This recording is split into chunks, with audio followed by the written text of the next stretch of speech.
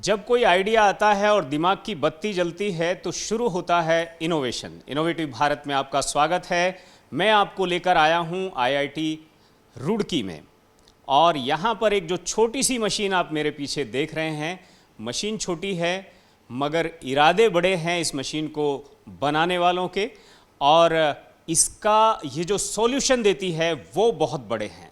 मसलन आप हवा और पानी को शुद्ध करने को लेकर जो आपका कंसर्न है, उसको लेकर आप समझ सकते हैं कि पानी जिस तरह से प्रदूषित हो रहा है, हवा भी उसी तरह से प्रदूषित हो रही है।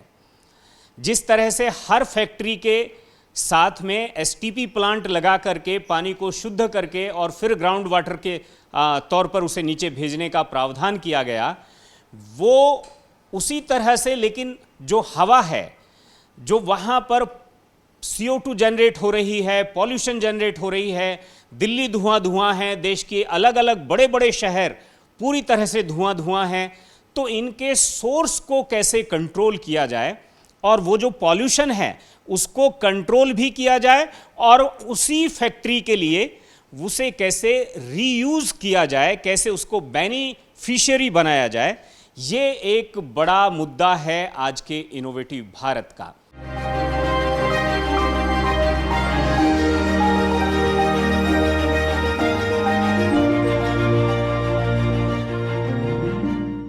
एक छोटी सी मशीन किस तरह से ये कारगर साबित हुई है होगी, इसके लिए डॉक्टर कोमल त्रिपाठी हमारे साथ हैं, आईआईटी रुड़की से हैं।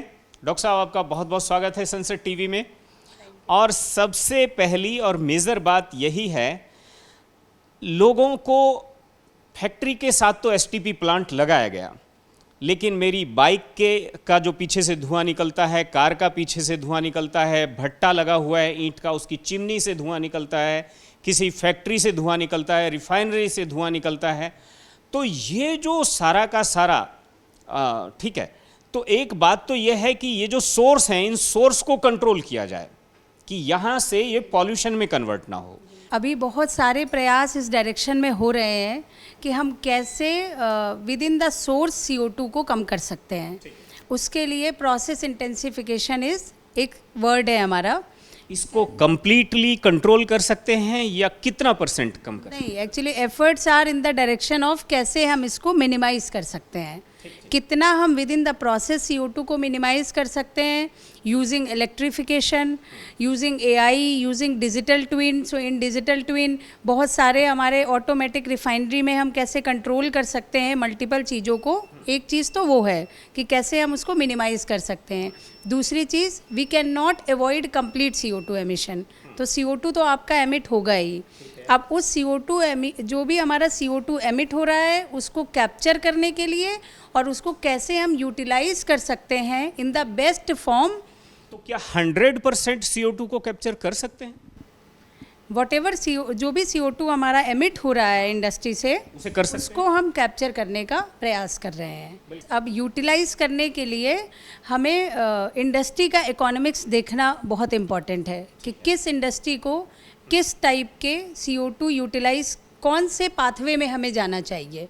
एक्चुअली CO2 यूटिलाइज करना इज़ वन थिंग, उसको किस फॉर्म में यूटिलाइज करना है हमें वो समझना बहुत इम्पॉर्टेंट है। तो इस मशीन के माध्यम से, इसके ज़रिए आप हमें ये समझाने की कोशिश करें। सबसे पहले हम कंपनियों का जो सोर्स है, उससे जो CO2 जनरेट हो रहा है, एमिट हो रहा है, उसको हम कैसे पकड़ लें, कार्बन को कैसे कैप्चर कर लें, ये बताएं। हाँ, तो मैं आपको यहाँ पे स्ट्रेस डालना चाहूँगी, जो भी हमारे हार्ड टू अबेट सेक्टर्स हैं, so those are the major CO2 emitter. Power sector, steel sector, cement sector, fertilizers, so ये हमारे मेजर CO2 एमिटर हैं। इनकी जो CO2 एमिट हो रही है उसको हम कैप्चर कर रहे हैं एक तरीके से, फिर हम उसको यूटिलाइज करने की कोशिश कर रहे हैं। तो मैं आपको यहाँ बताऊँगी, आप यहाँ पे देख सकते हैं, ये हम यहाँ पे CO2 को कन्वर्ट कर रहे हैं, मेथेन को भी कन्वर्ट कर रहे हैं, और जब भी आप बात करेंगे फ्लू गैस की, सो उस फ्लू गैस में आपका सिर्फ प्योर CO2 ही नहीं होगा, अलॉन्ग विद CO2 आपका CO भी होगा, अदर गैसेस भी होंगी। तो इफ़ेक्ट ऑफ डिफरेंट गैसेस भी स्टडी कर रहे हैं। इफेक्ट ऑफ इम्प्योरिटीज़ भी स्टडी कर रहे हैं। और वो हर फैक्ट्री या हर यूनिट के हिसाब से अलग अलग होंगी। हाँ, वो हर यूनिट के हिसाब से, हर फैक्ट्री के हिसाब से, CO2 कॉन्सेंट्रेशन के हिसाब से डिफरेंट डिफरेंट होगा। मतलब सीमेंट की फैक्ट्री से अलग अलग तरह से चीज़ें निकल रही होंगी, स्टील की फैक्ट्री से अलग अलग तरीके से गैसेस निकल रही होंगी, और उनको सबको कैप्चर करके उनको एनालाइज भी करना। हाँ, टोटल कॉम्पोजिशन जो निकल रहा होगा वो हमारा प्रोसेस पे डिपेंड करता है कि हम क्या बना रहे हैं। उससे हमारा जो भी कॉम्पोजिशन एमिट हो रहा है, हमें उसको एनालाइज करना है और उसके हिसाब से उस सोल्यूशन को तैयार कर रहे हैं हम। तो ये जो छोटा सा मॉडल है, यहाँ पर आपने जो निकलने वाली जो गैस है उसको कहाँ कैप्चर किया, वो पॉइंट हमें बताइए। हम यहाँ से CO2 जी। जो भी गैसेस हैं यहाँ से फीड कर रहे हैं गैसेस को। अच्छा, जो भी हमारी जैसे फैक्ट्री से गैस निकल रही है उसको आप कॉम्पोजिशन में हम यहाँ पे गैसेस को फीड कर रहे हैं। ठीक है। जैसे हमने एनालिसिस कर लिया, फैक्ट्री ने हमें एक कॉम्पोजिशन दिया कि हमारे स्टील इंडस्ट्री से ये कॉम्पोजिशन निकलेगा, उस सेम कॉम्पोजिशन को हम यहाँ से रिएक्टर के अंदर फीड कर रहे हैं। तो ये हमारा इनलेट पॉइंट है। यहाँ, हाँ, यहाँ पे हमने CO2 ले लिया, मेथेन ले लिया, CO ले लिया, और अगर कोई गैस नहीं अवेलेबल है तो उसके वॉल्व को शट ऑफ कर दिया और बाकी गैसेस को हमने रिएक्टर में लेके गए। ये हमारा कंप्लीट सिस्टम है। इसके अंदर दिस इज़ द, ये इसको हम ट्यूबुलर रिएक्टर कहते हैं। इस ट्यूबुलर रिएक्टर के अंदर हम डिफरेंट मटेरियल्स को लोड करते हैं, जिसको हम अपनी भाषा में कैटलिस्ट कहते हैं। वो कैटलिस्ट आपका क्या करेगा? कैटलिस्ट का रोल है कि हमें क्या कंपाउंड बनाना है, क्या प्रोडक्ट बनाना है, उसके हिसाब से हम डिफरेंट मटेरियल को उसका कॉम्पोजिशन एक तैयार करते हैं और उस कॉम्पोजिशन को इसमें फीड करके उसकी टेस्टिंग करते हैं। फिर देखते हैं कि वो मटेरियल बन रहा है या नहीं बन रहा है। और हमारे पास बहुत सारे सॉफ्टवेयर हैं जो मैं आपको अभी दिखाऊंगी। बहुत सारी मशीन है जिससे हम कैटलिस्ट टेस्टिंग कर लेते हैं। उस कैटलिस्ट टेस्टिंग के फीडबैक के हिसाब से हम फिर फर्दर इम्प्रूवमेंट करते हैं अपने। So this is the one material I can show you. ये भी कैटलिस्ट है? ये कैटलिस्ट है हमारा। इसका नाम बता सकेंगे? इसका नाम I can say copper based catalyst. हाँ, तो डिफरेंट कॉम्पोजिशन होते हैं हमारे। ये एक दूसरा, एंड शेप भी अलग होती है। ये एक दूसरा कैटलिस्ट है। अच्छा। तो ये डिफरेंट रिएक्शंस के लिए है। एक हमारा वाटर गैस शिफ्ट रिएक्शन के लिए है जो कि CO2 को CO में बनाता है। ये वाला कैटलिस्ट हमारा मेथनॉल के लिए, जो CO2 को आपको मेथनॉल में कन्वर्ट करके देगा। ये हमारे कैटलिस्ट हैं जो आपका CO2 को डाइमिथाइल ईथर में कन्वर्ट करेगा। तो ये हमारे डिफरेंट कैटलिस्ट हैं, डिफरेंट मटेरियल्स हैं जिनको हम रिएक्टर के अंदर लोड करते हैं। इससे क्या बनेगा? इससे हमारा डाइमिथाइल ईथर ही बनेगा। इससे भी आपकी फैक्ट्री किसी भी चीज़ की है और उसके साथ अगर आपको मेथनॉल प्रोडक्शन करना है, तो अगर आप इस कैटलिस्ट की उपस्थिति में अपनी जो आपकी जो निकलने वाली जो गैस है उसे अगर इस यूनिट को वहाँ पर आप अप्लाई करते हैं, इस एप्लीकेशन को, तो आप एक और फैक्ट्री, एक और काम आप शुरू कर सकते हैं। राइट जी, यही सही है? जी जी। इसको आप एनालाइज कैसे करते हैं? हाँ जी, मैं आपको बताती हूँ। यहाँ पे हमने कैटलिस्ट लोड कर दिया, उसके बाद ये सेटअप को लॉक कर दिया।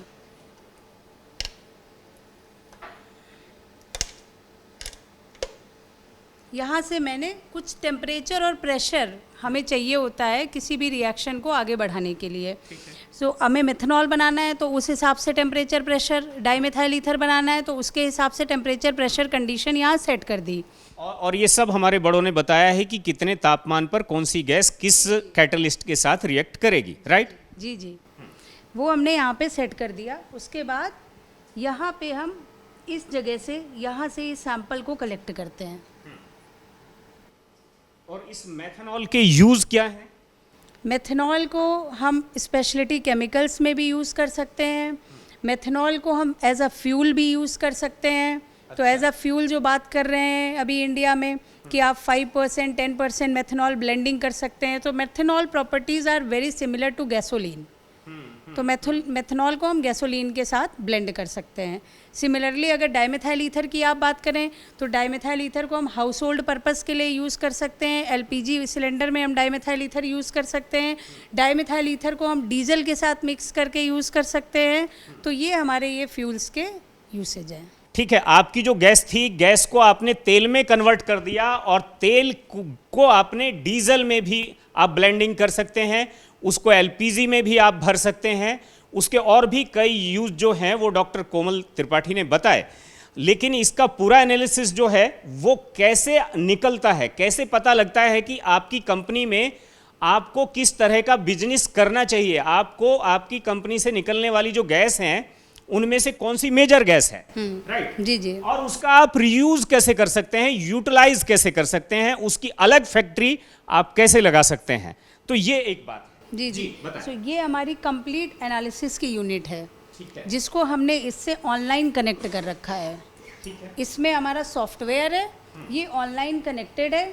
जो भी मेथनॉल बनेगा मेरा वो यहाँ से इस यूनिट में पहुँच जाएगा। ठीक है। अब इस यूनिट से मैं यहाँ पे मेथनॉल को डिटेक्ट करूँगी। हम एनालिसिस करते हैं कि क्या क्या गैसेस हमारी CO2 जो कन्वर्ट हुई है वो क्या क्या गैसेस में कन्वर्ट। इसमें जो सबसे ऊंचा ग्राफ जा रहा है ये कौन सी क्या है ये जो हमारा ग्राफ है वो फीड का है। CO2 हमारी एज अ फीड जा रही है, इनलेट जा रहा है, तो ये इनपुट का है और आगे ये आउटलेट है और आगे ये आगे हमारे आउटपुट हैं। तो इस आउटपुट में जो ये ग्राफ है हमारा, ये मेथनॉल का है, ठीक है, और ये हमारा डाइमेथाइल ईथर का है।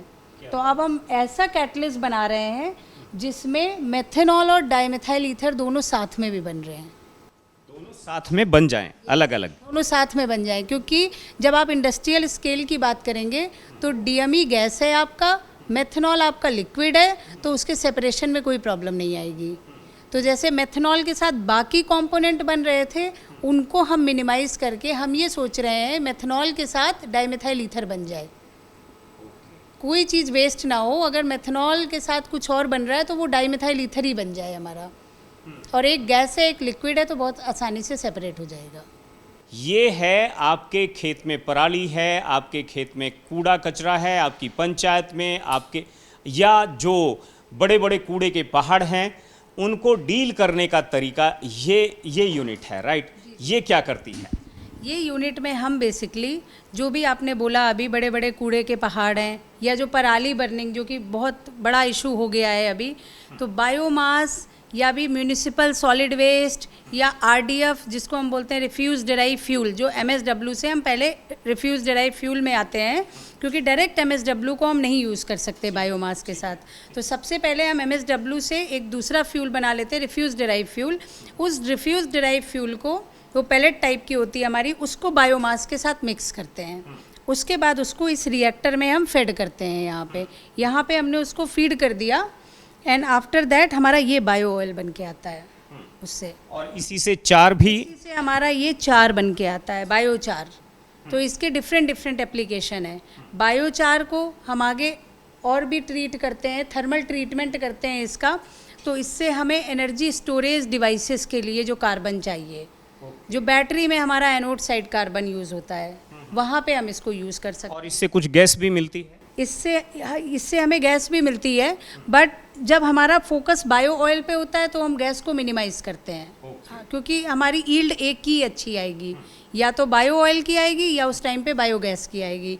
तो हम बायो ऑयल को मैक्सिमाइज़ कर रहे हैं, तो हम अपने कैटलिस्ट को ऐसे ट्यून करते हैं कि गैस कम बने, हमारी बायो ऑयल बन जाए ज़्यादा से ज़्यादा। तो ये बायो ऑयल है। इसके यूज़ क्या है कि इसको एक तो हम आगे इसको हम कन्वर्ट करके सस्टेनेबल एविएशन फ्यूल आपने सुना होगा, उसमें यूज़ कर सकते हैं उसको बनाने के लिए। जो this is the intermediate to convert this to make this sustainable aviation fuel. मतलब साफ है, आपके खेत में जो पराली आप जला रहे हैं और उससे जो ये तेल निकल रहा है, इस तेल को आप हवाई जहाज़ में चलने लगने वाला जो तेल है उस ऑयल में भी इसकी ब्लेंडिंग आप कर सकते हैं। वो सरकार ने उसकी गाइडलाइन दी हैं। ये जो उत्प्रेरक जिसको हमें रसायन शास्त्र में पढ़ाया जाता था, जिसको अंग्रेजी में कैटलिस्ट कहते हैं, ये उन कैटलिस्ट को बनाने की मशीन है। ठीक है, इसमें वो सारे कैटलिस्ट जो डॉक्टर कोमल ने दिखाए थे वो इसी में बनते हैं। इसकी क्या फॉर्मेशन है, क्या तरीका है? जो भी कैटलिस्ट मैंने आपको दिखाए, ये सारे कैटलिस्ट हम इसके अंदर बनाते हैं। ये कंट्रोल्ड यूनिट है जिसमें हम बहुत 1 डिग्री 2 डिग्री सेल्सियस तक इवन टेम्परेचर को कंट्रोल कर सकते हैं, पीएच कंट्रोल कर सकते हैं, आरपीएम जो भी हमारी स्टीयरिंग कैटलिस्ट को जो सॉल्यूशन यूज़ करते हैं उसको घोलने के लिए एक स्पीड चाहिए हमें, उस स्पीड को भी कंट्रोल कर सकते हैं। तो ये कंट्रोल्ड यूनिट है हमारी कम्प्लीटली। इसमें ये आपको दिख रहे होंगे ये इनलेट्स हैं, यहाँ से हम डिफरेंट जो भी सॉल्वेंट होते हैं उनको फीड करते हैं। उसके बाद इसमें स्टीयरिंग देके यहाँ से हम जो भी हमारा कैटलिस्ट बनता है उसको यहाँ से कलेक्ट कर लेते हैं इस जगह से। तो ये जो आपके लगे हुए हैं ये हमारे टेम्परेचर को मेंटेन करने के लिए चिलर से हम टेम्परेचर मेंटेन कर रहे हैं यहाँ पे। आपकी बाइक से धुआं निकले, चाहे आपकी कार से धुआं निकले, चाहे आपकी फैक्ट्री से धुआं निकले, चाहे आपकी, ठीक है, अलग अलग जो सोर्सेस हैं, ठीक है, वहाँ से जो CO2 निकल रहा है उसको कैप्चर करना, उस धुएं को कैप्चर करना, उसमें क्या क्या छिपा है इसको एनालाइज करना और उसको फिर रीयूटिलाइज करना। मतलब आपकी फैक्ट्री की जो समस्या थी उसको आपके लिए एक प्रोडक्ट के तौर पर जो देने वाली बात है उसको लेकर के जो यहाँ पर बाकी जो साथी हैं, जो कोई PhD कर चुके हैं, कुछ पोस्ट डॉक कर रहे हैं, उन सब का क्या कहना है, उनसे एक बार थोड़ा सा इसका रिव्यू लेना चाहिए। जैसे मैम ने बताया है कि हम biomass to waste to wealth की तरफ जा रहे हैं, तो उसी वेस्ट में हम एडिशनल में एक काम और करना स्टार्ट किया है जिसमें हम लिथियम आयन बैटरी को टारगेट कर रहे हैं, क्योंकि बहुत सारा वेस्ट हमारा लिथियम इलेक्ट्रॉनिक वेस्ट भी जनरेट हो रहा है। तो हमारे पास क्योंकि सप्लाई चेन का इशू है, हमारे पास मेटल्स नहीं है, तो उसके लिए हमें फॉरेन कंट्री पे इंपोर्ट करना पड़ता है। ठीक है, तो उस बैटरी की डिमांड को पूरा करने के लिए हम रिसाइकलिंग टेक्नोलॉजी पे काम कर रहे हैं। तो उसके लिए हम नए सॉल्वेंट्स डिज़ाइन करते हैं ताकि हम सस्टेनेबल वे में, कॉस्ट इफेक्टिव मैनर में अपना जो मेटल्स को रिकवर कर सकें इलेक्ट्रॉनिक वेस्ट से। और दूसरा तो जैसे मैडम ने आपको बताया कि वो सस्टेनेबल एविएशन फ्यूल्स वाला, तो हम उसको टारगेट कर रहे हैं कि डायरेक्ट हम बायोमास लेंगे, अलग अलग सोर्स, जैसे अपने हरियाणा, पंजाब और यूपी में जो होता है वीट स्ट्रो से लेके राइस स्ट्रो से लेके, सो हर जगह का एग्रीकल्चर रेजिड्यू को लेके हम सस्टेनेबल एविएशन फ्यूल को कन्वर्ट करेंगे। क्योंकि इसमें रिसेंटली अभी पानीपत रिफाइनरी ने इसमें इनिशिएटिव लिया भी है, तो इंडस्ट्री पॉइंट ऑफ व्यू भी अब बहुत अच्छा है। मेरा तो यही मानना है कि पोल्यूशन की समस्या बड़ी गंभीर है और मतलब दिल्ली में तो खासकर ये दिख ही जाता है कि कितना पोल्यूशन और एयर पोल्यूशन का है। तो मेरा भी यही मानना है कि CO2 का कैप्चर और डायरेक्ट यूटिलाइजेशन प्रोडक्ट्स में करना मतलब नीड ऑफ द आवर है, ज़रूरत है अभी। तो उसी के रिगार्डिंग मेरा भी आगे काम यही होगा कि मैं मतलब उसी फील्ड में काम करूं। मेरा CO2 इलेक्ट्रोलिसिस का काम होगा कि जैसे CO2 को डायरेक्ट इलेक्ट्रोलिसिस के माध्यम से कन्वर्ट किया जा सके, वो एक अलग अप्रोच रहेगी इससे। तो ज़रूरत तो है अभी इस देश को मतलब इस पे ध्यान देने की। मेरा biomass to sustainable aviation fuel, ये मेरा PhD टॉपिक है। मेरी बेसिकली जो मेरी हैंड्स ऑन एक्सपीरियंस है वो मेरा नैनो मटेरियल सिंथेसिस और उसके कैरेक्टराइजेशन पे, जैसे मैम ने बताया अभी कैटलिस्ट का, तो मैं डिफरेंट टाइप्स ऑफ कैटलिस्ट में सिंथेसिस करती हूँ, उनको कैरेक्टराइज करती हूँ। मेरा काम इनसे थोड़ा डिफरेंट है कि अगर हमारा किसी इंडस्ट्री से गैस निकल रही है, उसके साथ सिर्फ कार्बन डाइऑक्साइड या कार्बन मोनोऑक्साइड या ऐसी चीज़ें नहीं होंगी, बहुत सारी इम्प्योरिटीज़ होंगी, तो उनको कैसे हटाया जाए, या सिर्फ अगर हमें कार्बन डाइऑक्साइड चाहिए तो वो कैसे निकाला जाए। तो जैसे हमारे RO में एक फ़िल्टर लगा रहता है, उसका मेम्ब्रेन कहते हैं, तो क्या हम वैसी मेम्ब्रेन यूज़ करके सिर्फ कार्बन डाइऑक्साइड निकाल सकते हैं या सिर्फ CO निकाल सकते हैं। और फाइनली जो हमारी उसको हमने यूटिलाइज़ करके, चलिए हमने कैटलिस्ट के माध्यम से उसको यूज़ कर लिया, उसके बाद जो हमारा प्रोडक्ट है उसमें कोई और इम्प्योरिटी है तो उसको कैसे हटा सकते हैं। तो उसके लिए भी हम मेम्ब्रेन यूज़ करके वो हटा सकते हैं। और मेरा काम थोड़ा उसी पे होगा कि वो हम मेम्ब्रेन यूज़ करके सिर्फ कार्बन डाइऑक्साइड या कार्बन मोनोऑक्साइड या हाइड्रोजन या जो भी आपका मेथनॉल है, उससे जो इम्प्योरिटीज़ है वो कैसे हटाएं, और उसको आगे लेके हम अपने मार्केट में एक प्रोडक्ट की तरह कैसे बेचें। मैं इन सभी मशीन्स को ऑपरेट करता हूँ ये कि अच्छे से, और इसको एनालाइज करता हूँ जो हमारे पास आउटपुट आ रहा है, प्रोडक्ट आ रहा है। जैसे कि मैम ने बताया कि हमारे पास अलग अलग बायोमास को बर्न करने के बाद हम कैटलिस्ट के साथ एडअप करते हैं, देखते हैं कि उसके अंदर हमारा क्या अच्छा आउटपुट प्रोडक्ट आ रहा है। हम उसी को प्रोसेस करते रहते हैं कि जब तक हमें और अच्छा एफिशिएंट कैटलिस्ट ना बन पाए, तो उसी चीज़ को हम एनालाइज करते हैं।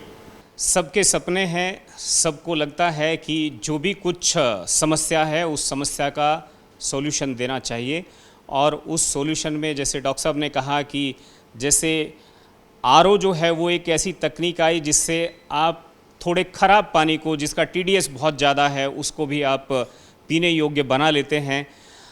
आपको इसी तरह से अलग अलग तरह की समस्याओं पर सोचना होगा। जितने भी तरह के पॉल्यूशन हैं, एयर पॉल्यूशन है, और उनमें जो कार्बन है या और भी गैसेस हैं, उनको कैप्चर करने की जो तकनीक है, जो टेक्नोलॉजी है, उसको एक तरह से उसको हेड भी करते हैं। और जो रुड़की आईआईटी है उसके डायरेक्टर हैं प्रोफेसर के पंत। तो आपका एक तो बहुत बहुत स्वागत है संसद टीवी में। और साथ में ये जो फ्यूचर में जिस तरह से हमने वाटर पॉल्यूशन को कंट्रोल करने के लिए ये माना कि जिन सोर्सेज से वो पॉल्यूशन आकर नदियों में गिरता है, चाहे वो नालों के रूप में वगैरह वगैरह, तो कुछ लोगों का कहना है कि उन नालों पर ही उसको कंट्रोल कर लिया जाए ताकि वहाँ से पानी शुद्ध होकर के तब नदी में गिरे। यही विचार है, यही विजन है? आपने बहुत अच्छा प्रश्न किया है कि एक तो आप सोर्स पे ही काट दीजिए, ठीक है, जो भी पॉल्यूशन आ रहा है। तो इसलिए जितनी भी आजकल इंडस्ट्रीज हैं उनको कहा गया है कि वो सर्कुलर इकोनॉमी कॉन्सेप्ट को अपनाएं, और जितना वाटर डिस्चार्ज हो रहा है जीरो वाटर डिस्चार्ज कॉन्सेप्ट लगा के ट्रीट करके विद इन प्रोसेस इंडस्ट्री में उसको वापस ले जाएं। इसी तरह से इंडस्ट्रीज का भी जो मैंडेट है अब, उनको नेट ज़ीरो लेके आना है, ठीक है। नेट ज़ीरो का मतलब यह है कि कार्बन न्यूट्रल हो, बिना कार्बन का प्रोडक्ट हो, या मिनिमम कार्बन यूज हो। तो एक एमएनआरई की जो गाइडलाइंस में है कि अगर कोई प्रोडक्ट आप बना रहे हैं उसमें 2 kg कार्बन डाइऑक्साइड अगर आ रही है इंडियन गाइडलाइन में पर केजी ऑफ से हाइड्रोजन की बात कर रहे हैं, तो वो ग्रीन मान लेंगे, ठीक। हालांकि जो ऊपर और है कि टारगेट है कि और उससे भी नीचे होना चाहिए और जीरो होना चाहिए। तो एक वाटर की बात करते हैं लोग कि वाटर को आप स्प्लिट करके हाइड्रोजन बनाएंगे तो ग्रीन हाइड्रोजन होगी, ठीक है। लेकिन वो कॉस्ट बहुत ज़्यादा है, अभी 450-500 रुपये के पर केजी हाइड्रोजन आती है, जो इंडस्ट्री फिजिबल नहीं होती अभी तक। तो उसके लिए काम किए जा रहे हैं। सोलर असिस्टेड किस तरह से एनर्जी को आप जो है ग्रीन लेके आते हैं, उस पर काम किए जा रहे हैं। भारत ने ये डिसाइड किया है, जो एक मैंडेट आया है कि 2030 तक 500 गीगावाट आप रिन्यूएबल एनर्जी लेके आएंगे। उसका आइडिया यही है जो आपने कहा कि जो फॉसिल डिराइव फीड स्टॉक्स हैं, जो क्रूड ऑयल इंपोर्ट होता है, 90% क्रूड ऑयल हम लोग इंपोर्ट करते हैं, और जो मेजर जो रिफाइनरीज हैं, पेट्रोकेमिकल है, स्टील इंडस्ट्री, फर्टिलाइजर है, ये या तो नेचुरल गैस यूज करते हैं या crude oil derive products use करते हैं। तो जितना भी फीड में आपका हाइड्रोजन टू कार्बन रेशियो कम होगा उतना कार्बन डाइऑक्साइड ज़्यादा इमिट होगा, तो ग्रीन नहीं मानी जाएगी। तो एक तो यह है कि आपका हाइड्रोजन होनी चाहिए तो प्योर हो गई, राइट। उसके अलावा आप किस तरह के प्रोडक्ट डेवलप कर सकते हैं। तो जैसे माना स्टील इंडस्ट्री की बात करते हैं, फर्टिलाइजर इंडस्ट्री की, तो वहाँ तो आपको कार्बन डाइऑक्साइड बनेगी ही बनेगी। स्टील इंडस्ट्री है तो कार्बन डाइऑक्साइड बनेगी ही बनेगी, क्योंकि वो कोक यूज करते हैं, कोल यूज करते हैं, ब्लास्ट फर्नेस में तो आप ग्रीन DRI सिस्टम भी यूज कर रहे हैं। तो उस कार्बन डाइऑक्साइड को कैसे आप कैप्चर कर सकते हैं, कैसे कन्वर्ट करते हैं। तो ये जो सेक्टर कहलाते हैं हार्ड टू अबेट सेक्टर, मतलब इनमें रिफाइनरीज, पेट्रोकेमिकल, रिफॉर्मिंग आप करते हैं, तो अगर स्टीम रिफॉर्मिंग से मीथेन से अगर करते हैं और हाइड्रोजन बना रहे हैं तो 13.6 kg जो आपकी कार्बन डाइऑक्साइड आती है। तो इन सब कार्बन डाइऑक्साइड को आप या तो फीड स्टॉक चेंज करिए, है ना, तो ग्रीन फीड स्टॉक लाइए। तो बायो ऑयल को लोग यूज कर रहे हैं आजकल, तो वो भी एक ऑप्शन है, लेकिन अवेलेबिलिटी एक चैलेंज है। तो green fuel of course, right, sustainability की जो बात करते हैं कि कार्बन डाइऑक्साइड का कॉन्सेंट्रेशन जो बढ़ रहा है 420 ppm के आसपास आ गया है, उसको कैसे कैप्चर करना, तो डायरेक्ट एयर कैप्चर करिए। इंडस्ट्रीज से जो आ रही हैं उनको आप चाहे अमीन बेस्ड हों, आयनिक लिक्विड्स हैं, डीप यूटैक्टिक सॉल्वेंट्स, इनको कैप्चर करिए और स्टोर कर दीजिए। एक ऑप्शन है कि आप कहीं रॉक में डाल दीजिए, बसाल्ट रॉक कुछ अवेलेबल है, लेकिन वो भी बहुत बड़ा सॉल्यूशन लॉन्ग टर्म के लिए नहीं है। तो दूसरा ऑप्शन ये होता है कि CO2 को आप कन्वर्ट कर दीजिए। तो हम लोग भी एक उसी दिशा में काम कर रहे हैं। तो जब मैं IIT दिल्ली में था प्रोफेसर, तो हम लोगों ने कोल टू मिथेनॉल, एक कोल, इंडियन जो ग्रेड कोल है वो हाई ऐश कोल है, 40% ऐश होता है, तो उसके लिए हम लोगों ने गैसीफायर डिज़ाइन किया था। क्या ये जो ओपन एयर में जो पॉल्यूशन है, उसमें कार्बन है, अदर गैसेस हैं, उनको कैप्चर करने के लिए क्या आपको ऐसा लगता है कि फ्यूचर में अलग अलग जगहों पर दिल्ली के पूरे एरिया में 100, 200 या 1000 ऐसे मिनी स्टेशंस अगर लग जाएं, यूनिट लग जाएं? इसमें मेरा ऐसा मानना है कि वो इंडस्ट्री इफ्लुएंट कब जा रहा है, एयर में जा रहा है, उससे पहले हमें सोर्स पे कैप्चर करना है। तो जैसे रिफाइनरी का है, इंसिनरेटर जो हैं, बायोमास के अगर पायरोलाइजर यूनिट्स हैं तो वहाँ से जो आ रही हैं उनको वहीं पे कैप्चर कर। फिर इस मॉडल को अप्लाई करने के लिए, हर इंडस्ट्री में अप्लाई करने के लिए जो एक पॉलिसी फ्रेमवर्क भी चाहिए, उसकी भी एक रिक्वायरमेंट। हाँ बिल्कुल, तो उस पर पॉलिसी बनाई जा रही है। इनफैक्ट ये एक बहुत इम्पॉर्टेंट है कि किस तरह की गाइडलाइंस दी जाएँ। जैसे MNRE का आपने देखा, BIS के नॉर्म्स आ रहे हैं और पराल बर्निंग पे काफ़ी अब रोक लग रही हैं, जो पराली बर्निंग से इश्यूज़ थे। तो ये सारी चीज़ें जो हैं जिसे पॉलिसी दी जा रही हैं, तो उसमें ये है कि हमें एक इंसेंटिव बेस्ड मॉडल लेना पड़ेगा। जैसे फार्मर्स पराली बर्न करते हैं इसलिए क्योंकि उनको लैंड खाली चाहिए, उसको अगली फसल का तैयार करना। तो किस तरह से उसको कलेक्ट किया जाए, कॉम्पैक्ट करके उसको ट्रांसफ़र कर दिया जाए अगली जगह, या उसको वहीं पे बायोमास से बायोचार बना के फर्टिलाइज़र दे दिया जाए। तो ये जो टेक्नोलॉजी हम लोग भी उस पर काम कर रहे हैं कि बायोमास से आप हाइड्रोजन बनाइए, ऑयल बना लीजिए बायो ऑयल को, तो उसको कन्वर्ट कर दो। इसी रिएक्टर में हम लोग बायो ऑयल भी बना लेते हैं। तो एक तो ये है कि सेंसर लगाए जाते हैं उसके जगह जगह पे, और फिर वो एयर के लिए भी, जैसे आपने देखा आर्टिफिशियल रेन कर रहे थे, वो बहुत अच्छा सोल्यूशन नहीं है फ्यूचर के लिए। लेकिन कार्बन डाइऑक्साइड को डायरेक्ट एयर कैप्चर के नाम से टेक्निक है, आप कंप्रेसर छोटे छोटे लगा दीजिए, वो कैप्चर कर लेगा, उसको फिर आप कन्वर्ट कर सकते हैं। कुछ लोगों ने अपने घरों में भी कुछ इंस्ट्रूमेंट मार्केट में आए हैं, वो लगाए हैं, दिल्ली में मैंने देखा। उसका रीज़न ये है कि जैसे आपने देखा कि AQI जो है इस समय करीब करीब 400 के आसपास है। लेकिन उसका उपाय क्या है? वो अपने घर में लगा दिया, घर का दरवाज़ा खुलते ही फिर उधर से आ रहा है वो, बल्कि उनको HEPA फिल्टर्स कहते हैं। तो वो जो है आपकी जो एयर जो अंदर आ रही है, जिसमें कॉन्सेंट्रेशन 410 का है, तो डस्ट है उसमें, थोड़ी फाइन डस्ट होती है वो। उसके अलावा कुछ गैस तो ज़्यादा नहीं, लेकिन फाइन डस्ट का मेन इशू होता है, तो वो फिल्टर हो जाती है, तो आपको प्योर मिल जाती है। अगर हम सोर्स पे ही कंट्रोल कर लें चीज़ों को, किस तरह से टेक्नोलॉजीज़ को डेवलप कर सकते हैं कि ज़्यादा से ज़्यादा आम जनता को उसमें फ़ायदा हो। कार्बन क्रेडिट का मतलब है कि जैसे 1 टन अगर कार्बन डाइऑक्साइड आपने कैप्चर किया तो आपको 1 क्रेडिट मिल गया, तो वो क्रेडिट आपके पॉइंट्स बनते हैं, रेवेन्यू। अगर आपने नहीं किया तो आपको उस पर टैक्स देना पड़ेगा। तो ये एक जो नया मॉडल आया है कि क्रेडिट वर्सेस टैक्स सिस्टम जो है, तो ये बाहर इम्प्लीमेंट हुआ है, इंडिया में भी उसको इम्प्लीमेंट कर रहे हैं। और दूसरी चीज़, कंपनीज को जो गवर्नमेंट की पॉलिसी आ गई है, जैसे 20% आपने देखा होगा कि इथेनॉल को ब्लेंड करना है, तो उसका भी पर्पज़ यही है, क्योंकि गैसोलीन वाला अगर है तो उसमें आपको ये सॉक्स, नॉक्स और कार्बन डाइऑक्साइड ज़्यादा होता है। मीथेन जैसे आपने देखा होगा कि अब CNG बेस्ड बसेस चल रही हैं, क्योंकि हाइड्रोजन टू कार्बन रेशियो 4 है वहाँ पे मीथेन का, तो वो ज़्यादा क्लीन है। उसके बाद अगर हाइड्रोजन आप चलाएंगे तो वाटर देगा प्रोडक्ट। तो ये जो है फ्यूचर डायरेक्शन है। उसके अलावा जैसे बैटरी का आपने सुना होगा, आपके ई-व्हीकल्स भी आ गए हैं, तो मुझे लगता है कि अगले 4-5 साल ई-व्हीकल का भी अच्छा वो रहेगा योगदान, क्योंकि ई-व्हीकल के एक ही वो है कि लॉन्ग टर्म आप बैटरी की लाइफ क्या है, और उसके बाद हम उसको रिफर्बिश कर पाते हैं। तो बैटरी से आप क्रिटिकल मिनरल्स में भी हम लोग काम कर रहे हैं, तो किस तरह से उन मिनरल्स को आप एक्सट्रैक्ट कर सकते हैं, मटेरियल जैसे लिथियम हो गया, कोबाल्ट हो गया, ग्रेफाइट हो गई, तो इनको रिकवर करके रिफर्बिश कर दीजिए। तो that is a concept of sustainability and circular economy, तो उस पर काम करने की ज़रूरत है। बहुत बहुत शुक्रिया डॉक्टर साहब, आपने इन सारे विषयों को समझाने की कोशिश की संसद टीवी के दर्शकों को, देश के लोगों को। ये बात दीगर है कि ये जो साइंस की ये जो लैबोरेटरीज़ हैं और यहाँ पर जो लोग काम कर रहे हैं, इन प्रॉब्लम्स का जो सॉल्यूशन ढूंढ रहे हैं, तो आपको बाहर जब ये सॉल्यूशन मास लेवल पर अप्लाई होते हुए दिखते हैं, तब यहाँ पर जो ये सूक्ष्म रूप से जो साधना चल रही है, इसका मूल्य, इसकी कीमत आपको शायद तब अंदाज़ा आना चाहिए कि ये काम कहाँ शुरू हुआ था और किस लेवल में शुरू हुआ था। तो लैब टू लैंड का जो ये सफ़र है, इस सफ़र जारी रहेगा और आप मेरे साथ जुड़े रहिए इनोवेटिव भारत में। और आपके यहाँ भी अगर कोई किसी तरह का इनोवेशन हुआ है तो आप हमें ज़रूर बताइए, हम आएंगे आपके यहाँ तक और दुनिया को दिखाएंगे आपके यहाँ का इनोवेशन।